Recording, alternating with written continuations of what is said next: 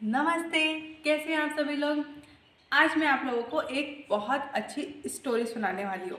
Story क्या है?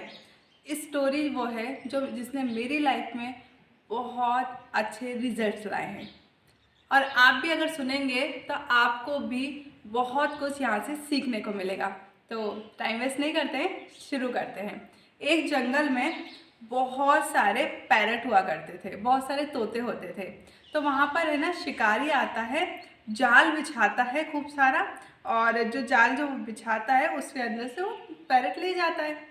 अब जो पैरट का जो सरदार होता है, ठीक है, तो उस पर क्या होता है ना, जो सरदार होता है उसको टेंशन हो रहती है कि एक दिन तो ऐसा आएगा कि जंगल ही फिनिश हो जाएगा, यहाँ पे कोई तोते ही नहीं बचेंगे। तो फिर वो क्या करता है, वो सोचता रहता है, टेंशन टेंशन टेंशन टेंशन आती रहती है।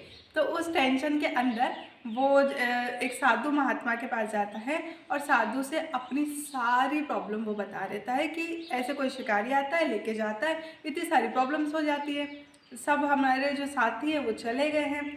तो वहाँ पर वो जो साधु होते हैं, ज्ञानी होते हैं, उन्होंने उसको एक बात बोली कि आप ऐसा करो, अपने सारे तोतों को ये समझा दो, जाके उनसे बोलो, समझाओ कि शिकारी आएगा, जाल बिछाएगा, दाना डालेगा, और हम नहीं खाएंगे।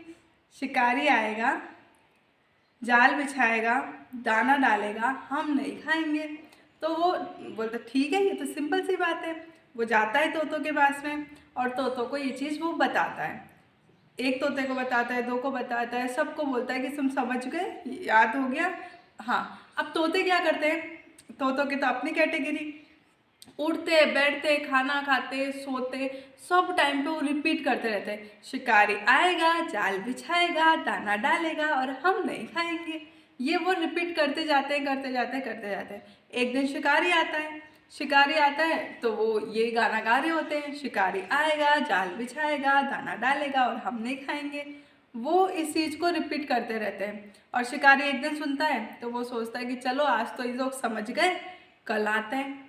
शिकारी दूसरे दिन फिर आता है, फिर वो वापस से वही रिपीट करने लग जाते हैं तोते।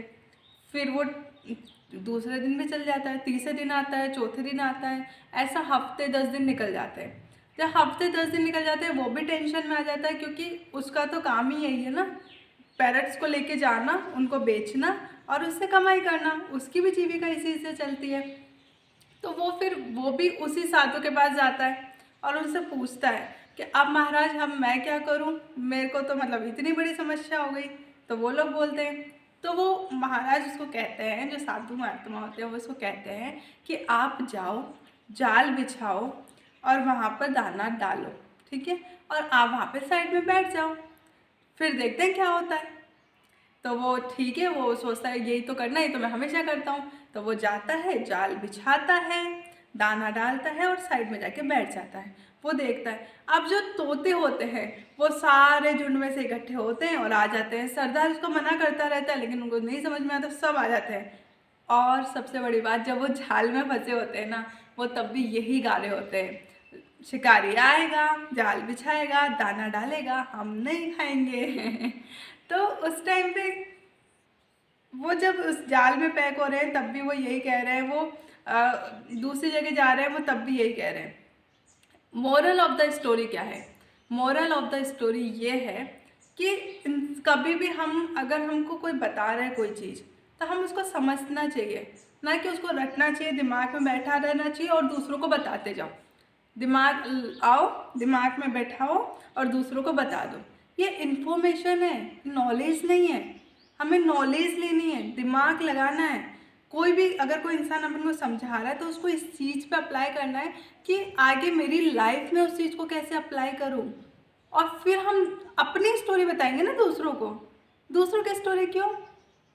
एग्जैक्टली, लाइफ ऐसे ही काम करती है, रटने से नहीं, समझने से करती है। आई होप आपको ये स्टोरी पसंद आई होगी। मिलते हैं कल। अगर आपको मुझसे कोई भी क्वेश्चन पूछना है तो आप मेरे को इंस्टाग्राम पे मैसेज कर सकते हैं। Bye bye.